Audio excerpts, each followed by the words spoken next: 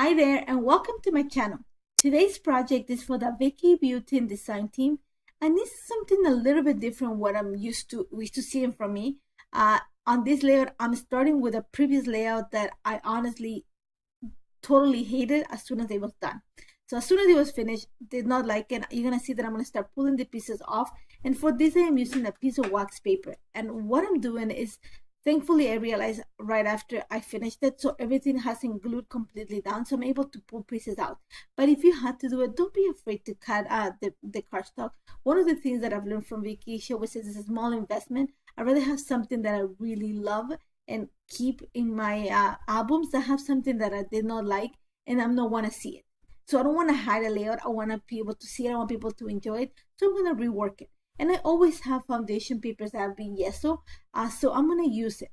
One of the things that I did is I have the pictures. I'm using two pictures. That's one of the reasons why I wanted to salvage this layout, because I usually just scrap one picture at a time, and I'm trying to get to multiple pictures.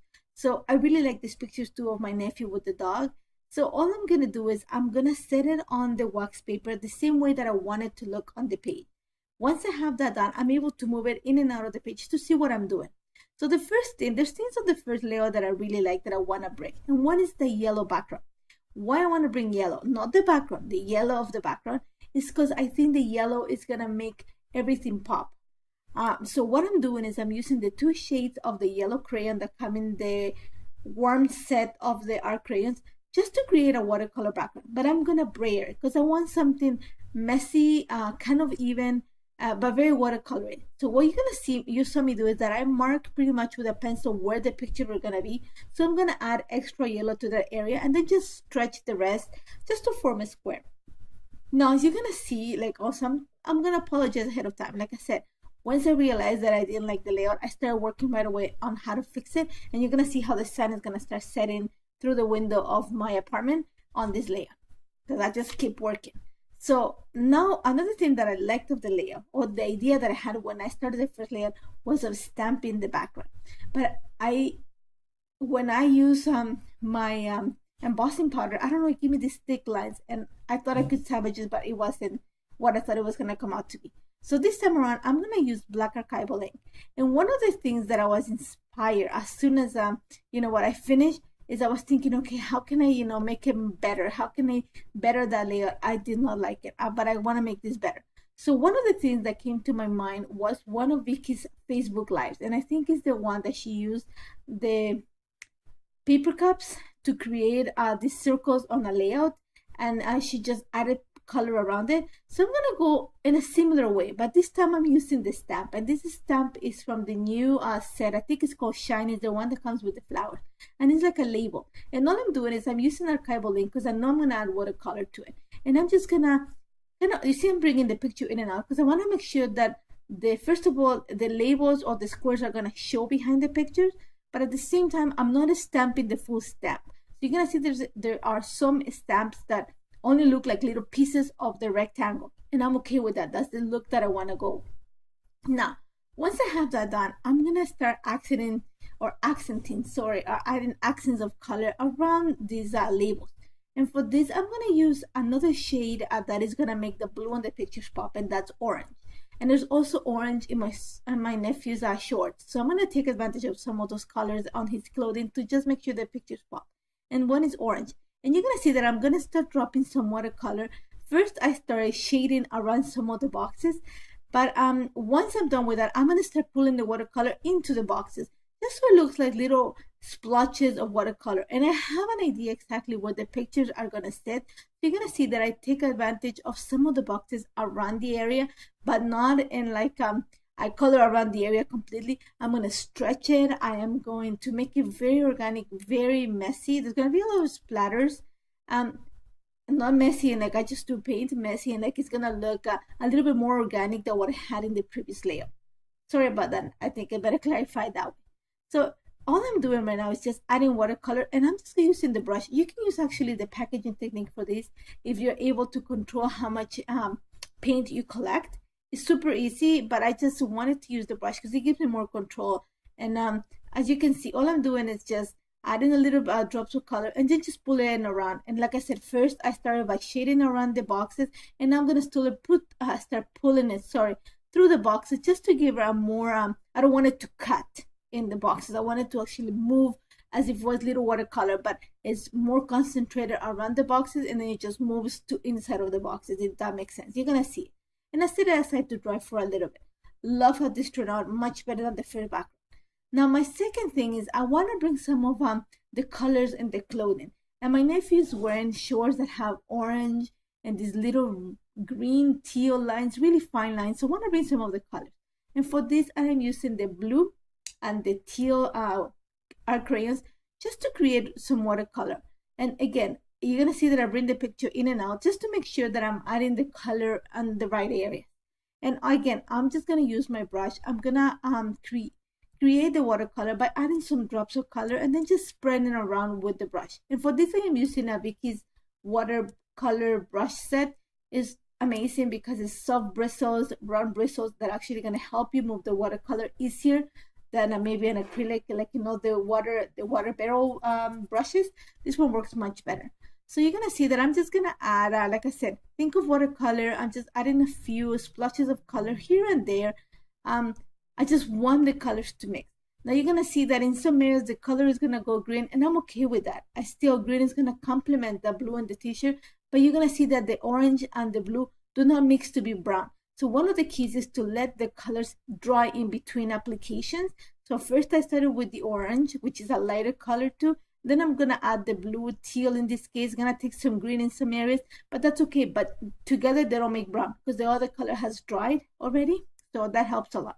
And you're gonna see that there's some areas where I'm gonna add more pigment than others. So because I want them to be darker shades in some areas, and in some areas are gonna be lighter. And at the same time, you're gonna see how the sun starts going down through my apartment window. Once I have that done, I just set it aside to dry completely, and I went to bed. Like I said, it was a much better day once this was set, like the background was started, and I just set it aside to dry completely so I can think about what I did and what I can do further. And like I said, you know what, take Vicky's word for it. It's an investment, a minimum investment of, if you use a foundation paper, is less than $1 per page. And you want to have something that you love when you're creating scrapbook page or anything. It's something that you love, not something that you just did it and then you want to hide it or you just want to see it. So if that's what I'm sure we all have, trust me, I have lots of layouts that when I looked at it, I'm going, what was I thinking? So this is a great idea to rework. Pull out the layouts, look at it, see what you can rescue out of it, or why you loved, or why you started. And like I said, for me, it was the background and the stamping blocks. So I'm going to use some of those ideas. Now, what I like about the original layout is all those pops of stamping. So, but I already have the stamp with black, so they're totally different color too. So to bring some whiteness, because it needs white, I'm going to bring some iridescent glaze. And I'm going to bring the new stencil. I think it's called from the ink spill set. And it's the one with the big circles with all the little dots and everything. I'm going to bring that. But what I'm going to do is I'm going to mix the iridescent glaze. If you see it, it has a lot of shine to it, but it has like a grayish tone to it. So I'm going to mix some whiter crayon and a little bit of water just to help me mix the colors together. I want to get to probably the whitest that I can with the iridescent base.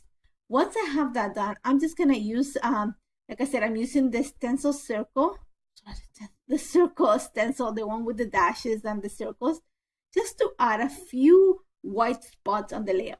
And I know that I don't have to add that much to the center because it's going to be covered with the picture. So I need to add it to the outside of the area. But again, I'm not going to go like in an order so it looks like I color around the lines. I'm going to go into little places, and I'm going to actually play with the stencil. You're going to see that I move it around. So some of the dashes are going to go horizontally while others are going vertically. And I'm not going to stencil the entire circle, little sections of it. And once that's done, I'm going to set it aside to dry. And I'm loving how it looks like. Now, in the original layout, I had stamped with the ink wheels just to add more colors to the background. This one, I don't think if I added more color, it will look that great. So my idea is, why don't I accent the colors? So you're going to see that I'm bringing, again, orange and a little bit of blue. And what I'm gonna do is you're gonna see that I start adding color just to certain areas. I just wanna bring those like pops of color to that area. And all I did is create some watercolor. I actually scribbled the crayon onto my mat, add some water, and then I'm just gonna pick up the marker, sorry, the brush, and just squish in the bristles. So it's gonna give me this big blob of color on the page. I especially did this on top of the iridescent paste that I had added, or the iridescent glaze, because I wanted like the whiteness to show. So for that, I just added a drop of color and stretched it a little bit, and then went in with a baby wipe just to clean a little bit of the whiteness of the iridescent place, just so it's gonna pop more. And love how this turned out. I went ahead and did the same with the blue, and you're gonna see that it's gonna add these little pops of color that is gonna puncture it's gonna create like an extra punch to the colors behind it, and it's actually gonna give you a more organic look to the page. You're gonna see in a bit. Once I put the pictures, right now it will look messy for some of you. For me, it looks beautiful, but it's like personal choice. I like this type of background. I like a really messy, kind of artsy background in a way. So you're gonna see that again. Like I said, I use a baby wipe just to clear a little bit of the top of the iridescent glaze that I have. And I love how this turned out. This is pretty much what the new background is gonna look like. Now I'm gonna bring in the pictures, and like I said, all I did is added a few layers. All of this is from the Field Notes collection. I added some and took advantage of the diagonal look of the L to add my clusters there. Now, in the original layer, I had the title at the bottom of the pictures. But in this one, I think because I added all the stamping there, it's not gonna pop. So I'm gonna move the title from the bottom to the top left corner of the page. And that's pretty much it. Now, once I had all done, and I love it, honestly, I love this layer. I love the background. I love that little, it looks like graffiti in the background. Love it, love it. So what I did after I was finished with it, I was like, you know what? I think it needs a little bit of white. So my idea, you're gonna see that I'm gonna bring a little bit of yeso, and I'm gonna water it down to give me the consistency of watercolor. And my idea to start with just to add yeso, but I did not want to add more texture. I already had the texture. I just want to bring a little bit of whiteness. So you're gonna see a little bit of yeso, a little bit of water, and then I'm just gonna use my brush just to add some drops on the page. And for this, I am using actually the water brushes, because I want to squish the barrel just to add more water and create those dots on the page. Once that's done, that's pretty much it. I set it aside to dry, and love it.